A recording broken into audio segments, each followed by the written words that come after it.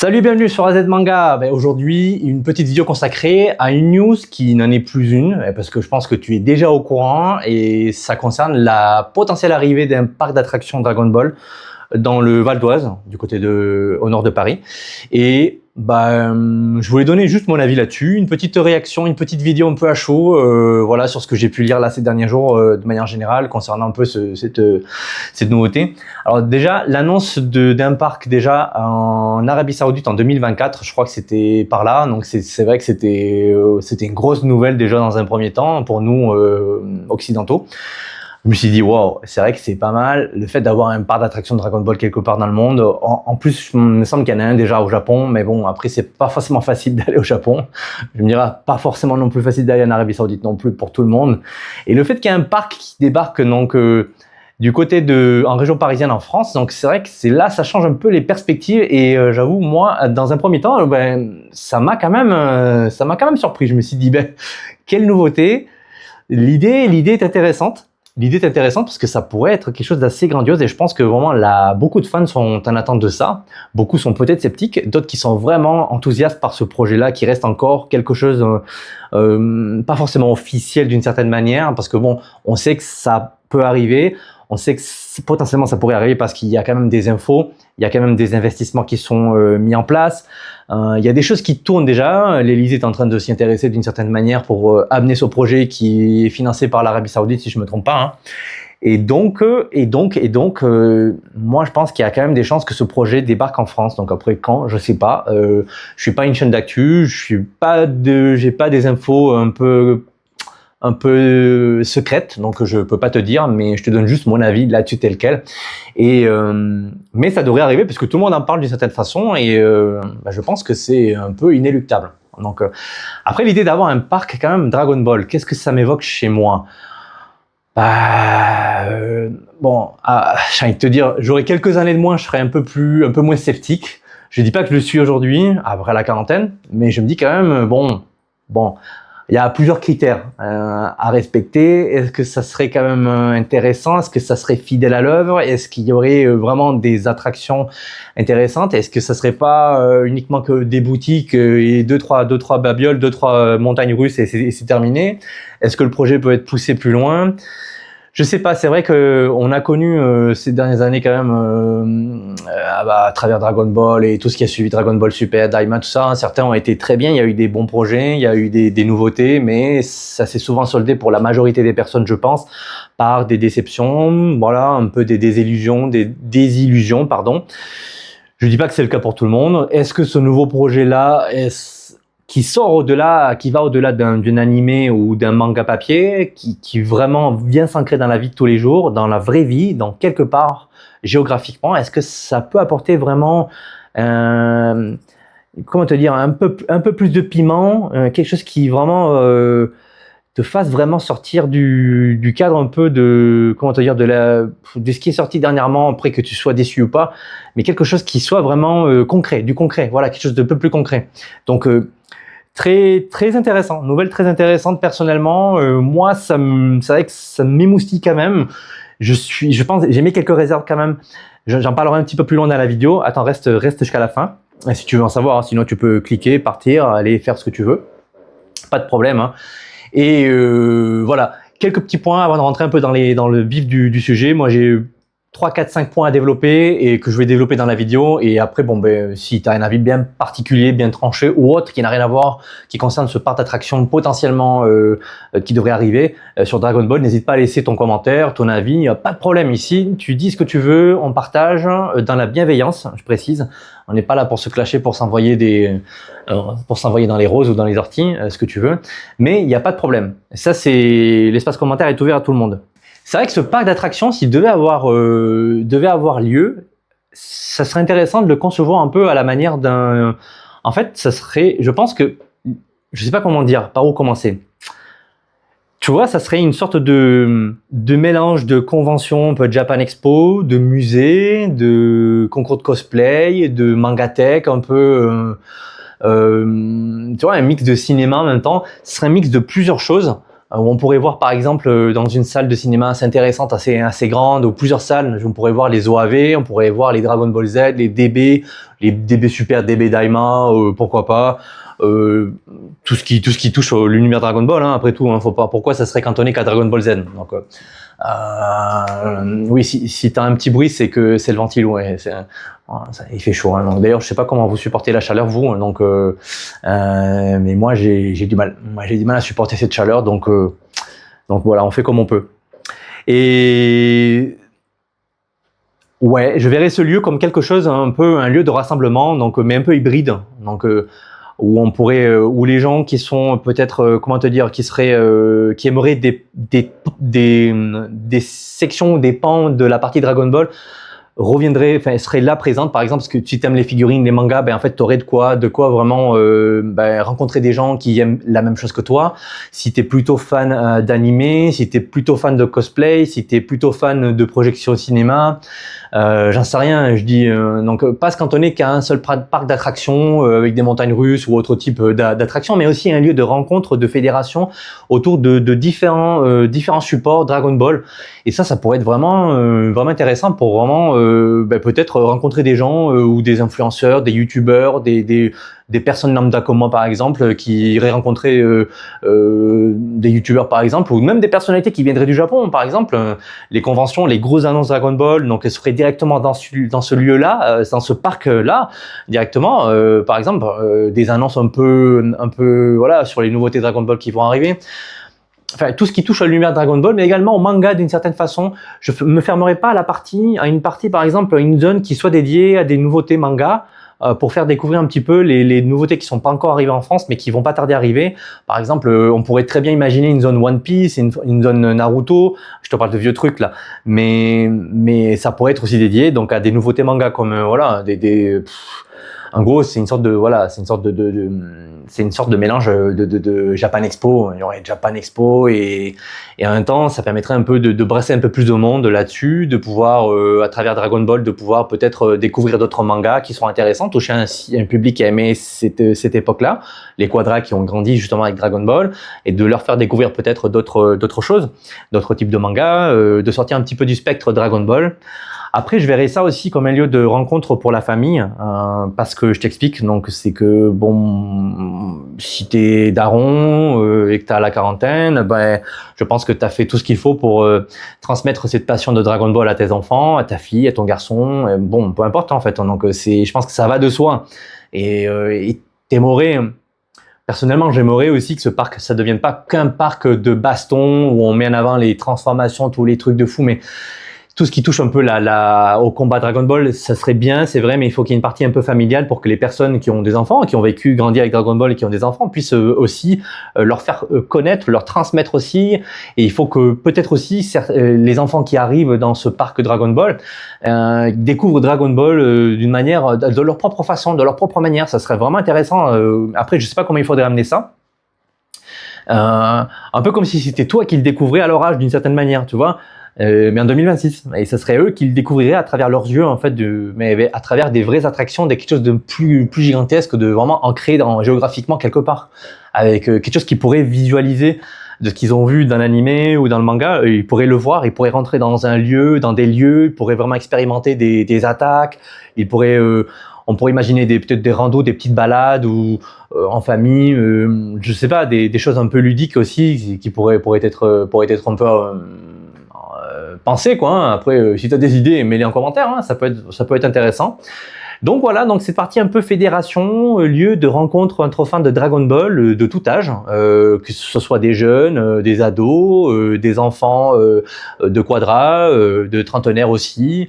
Voilà, après assez ouvert et en même temps qui te permettent de pouvoir garder cette nostalgie, de rester dans cette nostalgie Dragon Ball sans avoir trop de déception, sans peut-être trop favoriser Dragon Ball Super, Dragon Ball Daima, parce qu'encore une fois, si c'est pour favoriser les nouveaux Dragon Ball, alors que l'idée c'est de toucher un public un peu plus ancien qui a découvert Dragon Ball à travers le Club Dorothée, c'est tout l'intérêt, je pense. Donc l'intérêt c'est de toucher un peu les anciens, quoi, entre guillemets, dont je fais partie.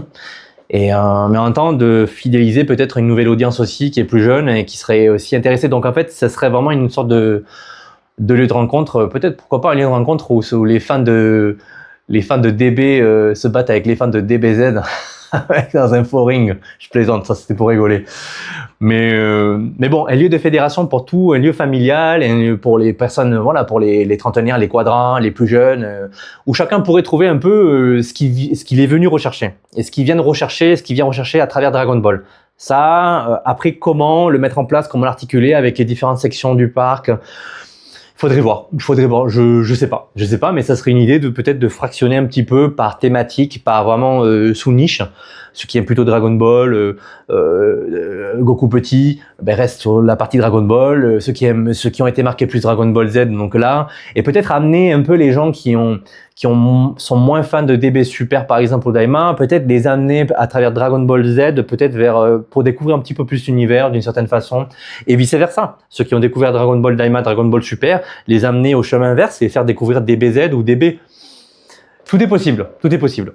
Autre chose, ça serait intéressant d'avoir des attractions un peu qui changent un peu des parcs d'attractions classiques traditionnels. Par exemple, on pourrait imaginer, on pourrait garder des références comme par exemple tout ce qui est les montagnes russes, par exemple, montagnes russes à travers un Shenron. Je pense que c'est ce qui est déjà proposé par le parc d'Arabie Saoudite. Des attractions un peu où t'es en montagne russe, t'es assis, mais en fait tu circules à travers un Shenron avec des boules de cristal. Ça serait vraiment intéressant. Donc tu monterais, tu descendrais, tu ferais des flips. Moi personnellement, je sais pas si je le ferais parce que soit je finis par gerber, soit je me sens pas bien. Mais pourquoi pas? Ce serait bien le truc. Après, on pourrait imaginer par exemple des simulations avec des nuages magiques. Par exemple, genre tu monterais sur un nuage magique, donc ça simulerait un petit peu un Goku qui serait en train de voler sur un nuage magique. On pourrait par exemple imaginer ou assister par exemple on verrait le ring des Tenkaichi Budokai par exemple. On pourrait voir des spectacles ou des combats qui ont lieu, des salles de projection, ça c'est évident. Après, qu'est-ce qu'il pourrait y avoir après on pourrait aussi imaginer des salles d'entraînement, par exemple la salle de l'esprit du temps, un peu revue au goût du jour, en sachant qu'il n'y a pas forcément beaucoup de décors. Hein. Tu mets un sablier, une entrée, 2-3 petits trucs, et tu pourrais imaginer que tu rentres dans la salle de l'esprit du temps. Tu as une salle de gravité, tu peux visiter des décors ou des lieux, par exemple comme la Capsule Corp. Bon, ça c'est très basique, mais on pourrait imaginer visiter le laboratoire du Dr Gero, par exemple, en descendant comme dans le manga, par exemple. Ça serait vraiment stylé, quoi. Moi, j'adorerais un truc comme ça, une attraction où tu descends un peu en sous-sol comme ça, à travers une échelle comme Trunks et Krillin le font dans le manga.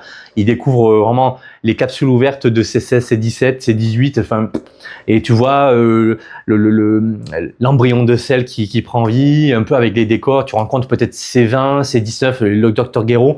Enfin, ça serait vraiment, il y aurait plein de trucs à imaginer comme type d'attraction, pas forcément des trucs qui donnent de l'adrénaline, mais la reproduction de lieux qui te font ressentir vraiment l'intensité, ce que tu as vécu en vivant et en voyant.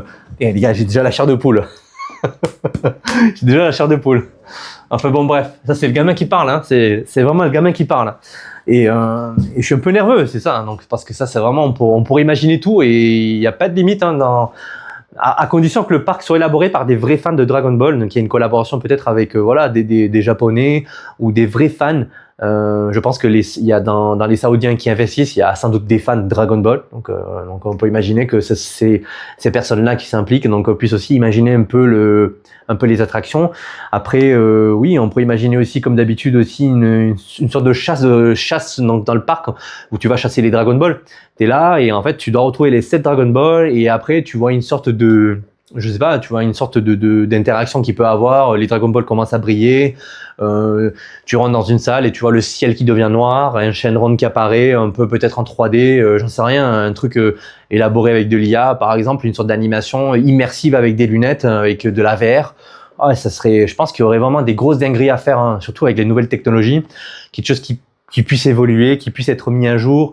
Et aussi des attractions un peu plus classiques, comme par exemple, enfin je parle d'attractions, mais une sorte de boutique gigantesque où tu peux trouver des goodies un peu vintage, un peu rétro, comme par exemple la boutique éphémère qui a lieu au Japon là, qui bon, certains ont aimé, d'autres pas.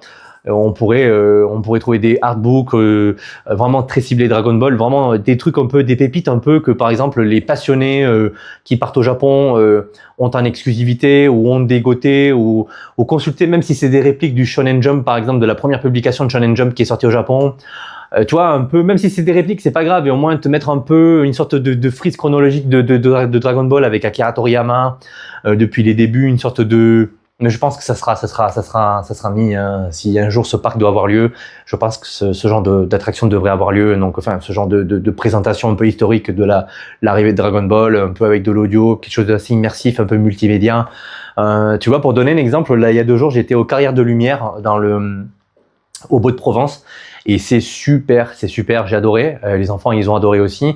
Et en fait, ils ont fait la thématique de l'océan, Picasso, Frida Kahlo. Et en fait, c'est des carrières qui étaient là depuis pas mal d'années et qui, si tu veux, il y a des projections qui sont faites sur toutes les façades de la carrière. Et en fait, le lieu, il est immense.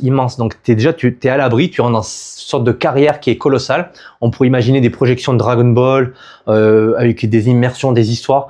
Oh, ça serait vraiment banger. Ça serait vraiment quelque chose oh, ça serait top. Hein. Ça serait vraiment bien. J'avoue que ça serait vraiment, ça dépasserait un peu ce que tu peux imaginer, ce que tu peux voir. Parce que en soi, on n'a pas besoin d'avoir de grosses attractions physiques. Le fait d'avoir un lieu aménagé avec des belles projections, des trucs, des combats, des sons, vraiment où on pourrait explorer par exemple un peu l'animation comme elle avait été faite, par exemple pour les plus passionnés, les gens qui sont un peu plus techniciens, qui aiment bien découvrir comment ça a été élaboré au Japon, etc. Enfin, une sorte de musée, tu vois, ça serait bien, une attraction de musée, pas forcément un truc où tu as de l'adrénaline qui arrive, qui monte, qui descend, mais un lieu où tu peux te cultiver, où tu peux en apprendre davantage sur l'œuvre.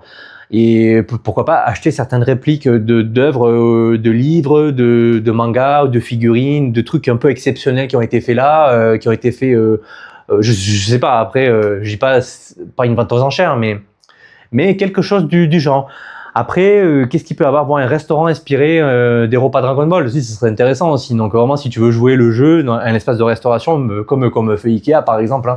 Ikea, t'arrives dans le magasin, t'as le parcours bien programmé, t'as une cafétéria, ils te servent les boulettes scandinaves avec les frites, la sauce, etc. Donc t'as des plats scandinaves d'une certaine manière, hein, c'est très basique. Mais là, ça serait une sorte de restaurant un peu pour les plus puristes qui veulent découvrir un peu les vrais plats japonais, par exemple, qui sont tirés d'un bouquin qu'on m'avait offert ma famille, par exemple, sur les repas inspirés de Dragon Ball, les raviolis, les différents types de plats. Ça peut être vraiment super, ça peut être vraiment intéressant. En même temps, ça permettrait de découvrir un peu la culture culinaire japonaise et on verrait vraiment un petit peu les plats et ça apporterait vraiment comment te dire, une sorte de matching là tu découvres les repas Dragon Ball, tu manges comme Goku, comme Gohan, comme Vegeta, comme dans l'animé quoi. Et après tu aurais un espace un peu plus ouvert avec des choses un petit peu plus classiques pour des personnes qui viennent et qui sont pas forcément très puristes, mais qui sont venus en famille ou entre amis ou qui veulent passer un bon moment sans pour autant aller là-dedans. Mais il faudrait penser, c'est complexe comme projet parce que c'est vrai qu'il faudrait toucher quand même il faut que ça touche vraiment les passionnés, il faut pas que ça les déçoive quelque part, il faut que ça touche un public aussi un peu plus large, donc qui aime Dragon Ball mais qui n'a pas des exigences non plus autant que une catégorie de la population, peut-être qui sont beaucoup plus puristes, on va dire entre guillemets, ceux qui défendent vraiment Dragon Ball. Faut que ça puisse correspondre à tous les publics et ça, je sais pas, je pense que ce sera plutôt j'imaginerais peut-être un parc assez grand public. Peut-être avec quelques spots privilégiés pour vraiment les gens qui veulent découvrir vraiment des particularités et des choses vraiment très spécifiques à Dragon Ball. Et vraiment, à voir. Vraiment, ça peut être vraiment intéressant là-dessus. Donc, que dire de plus? Je pense que j'ai beaucoup parlé. Je parle beaucoup. C'est vrai que je parle beaucoup. C'est vrai que le sujet m'intéresse, ça me plaît en même temps. Mais en même temps, je te partage un peu mes réactions, un peu à chaud comme ça. Si tu as des idées, encore une fois, hein, je le répète, hein, laisse tes idées en commentaire, hein, des idées d'attraction qui t'aimerais bien voir. Ça peut être vraiment des choses qui te touchent peut-être, des inquiétudes aussi concernant la création de ce parc. Alors, le prochain aspect, le prochain point concernant cette nouvelle, en fait, cette nouvelle qui vient de tomber, moi, perso, je prends pas parti ni pour l'un ni pour l'autre. Mais c'est vrai qu'aujourd'hui, ce parc-là se trouve dans le Val d'Oise. C'était un ancien parc qui date des années 80, si je me trompe pas, qui a été laissé à l'abandon. Donc, est-ce que entre temps, c'est vrai, c'est le parc de Gargantua. Donc, personnellement, je connais pas trop. Hein. J'ai entendu parler, mais c'est pas du tout mon truc. D'ailleurs, je l'avais un peu oublié moi. J'en avais entendu parler il y a longtemps. Mais c'est vrai que pour la population locale là-bas, est-ce que le fait de créer un parc là-bas, est-ce que ça impliquerait de beaucoup de bétonner? Ça va forcément impliquer, je pense, de créer des nouvelles infrastructures parce qu'il parle de création d'hôtels, de restaurants, de lieux de restauration, des attractions, peut-être même d'axes d'autoroutes, axes routiers un peu plus accessibles. Est-ce que ça va pas dénaturer un peu les lieux à nouveau? Parce qu'entre-temps, il a été fermé depuis les années 80, si je me trompe pas, ce lieu, non, 91, 90, 91, je te dis une bêtise juste avant. Donc entre-temps, il y a peut-être il y a une biodiversité qui s'est développée autour. Est-ce que ça va impliquer de tout déglinguer à côté pour créer justement le parc? Est-ce que ça va conserver justement les lieux d'une certaine manière tout en créant le parc et en tenant compte de ce qui a pu se développer comme écosystème à côté? Ça serait bien aussi que le parc y intègre, s'il y a eu je sais pas s'il y a eu, je suis pas allé voir le lieu comme il était, je sais qu'il est en dehors de la région parisienne, donc forcément, quand tu commences à quitter le Val d'Oise, ça reste assez rural là-haut, là. C'est assez champêtre, donc c'est des champs, c'est des forêts, c'est plus sauvage, plus végétal. Et ce qui pourrait être intéressant, c'est, si c'est possible, c'est peut-être de conserver certains arbres, des parcs, une partie de la forêt, c'est intégré dans ce parc. En fait, que le parc s'intègre de manière intelligente autour de l'écosystème présent naturel qui est déjà là-bas, de manière à ce que ça puisse quand même préserver une partie des lieux et que ça soit quand même, on va dire, respectueux un peu de l'environnement, mais sans pour autant tout fracasser. Et je pense que ça devrait se faire dans les règles de l'art normalement, mais en plein été où les températures commencent à monter quand même, on commence à atteindre les 40 degrés, le béton, les choses comme ça, c'est vrai que ça va être insupportable. Hein. L'affluence des touristes, parce que qui dit un parc quand même dans le nord de la France, dans cette zone-là, désolé, hein, c'est pas le nord, je sais, mais ça veut dire que ça va brasser du monde venant de toute l'Europe, hein, d'Espagne, d'Italie, d'Allemagne, enfin tous ceux qui sont impliqués. Hein. La France, évidemment, je pense que le point de chute, c'est la France, parce que je pense qu'historiquement, la France, c'est le pays le plus logique où justement le manga Dragon Ball a explosé, a vraiment eu le plus d'impact, même si moi, pour avoir vécu en Espagne, Dragon Ball, c'est une folie. Ça a été une folie aussi. Est-ce que ça a été autant que la France? Je sais pas. En tout cas, moi, je suis entre deux cultures. Je sais que quand j'ai quitté l'Espagne, parce que j'ai découvert Dragon Ball là-bas, c'était la folie. La folie. Mes copains espagnols d'époque, et c'était des dingues. Et en fait, on a vraiment partagé des bons moments. Et quand je suis arrivé en France, en fait, il y avait encore, si tu veux, le DB espagnol, l'animé espagnol avait déjà l'avance sur l'animé français. Je sais pas. En fait, du coup, c'est arrivé en concordance quand je suis arrivé en France. Moi, j'ai découvert Dragon Ball, mais en fait, j'avais déjà vu ce qui était déjà diffusé. Et en fait, il y avait aussi un gros engouement par rapport à ça. Je suis arrivé un peu vers la fin du Club Dorothée. Mais en fait, j'ai pas eu l'impression d'être dépaysé. En fait, pour moi, Dragon Ball, c'était tout le monde, quoi. Peu importe le pays dans lequel tu allais, tout le monde avait la même implication. Dragon Ball, c'était vraiment le même niveau d'implication partout. Donc, ça va créer beaucoup d'affluence, ça va créer beaucoup de passages. Est-ce que ces lieux-là sont quand même prévus pour supporter autant de personnes?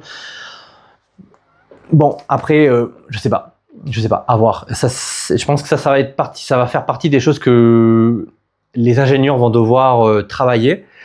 Et de manière à ce que ça soit quand même assez intéressant, surtout pour la population locale. Hein. Donc évidemment, même si c'est dans une zone un petit peu plus boisée, un petit peu plus champêtre, un petit peu plus isolée, ça va créer du bruit, de la nuisance. Voilà, il faut trouver un bon compromis. Voilà, j'ai pas de solution à ça personnellement, donc peut-être que tu en as. Hein. Donc si tu as des choses à dire sur cet aspect-là, n'hésite pas à laisser ton avis en commentaire. Ça m'intéresse de savoir, ça intéresserait peut-être à d'autres personnes qui visionnent la vidéo de voir ce que tu en penses. Et puis voilà. Donc ça c'était le dernier aspect. Donc écoute, voilà, juste pour terminer cette vidéo, parce que je pense que là on est aux alentours de 20 minutes et je parle trop, et je pense que j'en ai perdu plus d'un et plus d'une. Mais en même temps, le projet m'intéresse et je te parlerai pas de chiffres d'actualité parce que c'est pas le cœur de la chaîne. Je pense qu'il y a d'autres chaînes beaucoup plus intéressantes que moi là-dessus, d'autres créateurs qui le font bien mieux que moi avec des chiffres, avec vraiment un travail de fond plus intéressant. Donc je te conseille peut-être, si tu veux en savoir plus sur ces projets-là, de consulter YouTube directement et d'aller voir les fameux sites en question. Mais voilà. En tout cas, c'était ma petite réflexion concernant une potentielle arrivée d'un parc d'attractions Dragon Ball. Et écoute, j'espère que la vidéo t'a plu. Si c'est le cas, like, abonne-toi, partage, laisse ton commentaire. Et écoute, je te souhaite bon courage pour supporter la chaleur. Et je te dis à une prochaine pour une prochaine vidéo.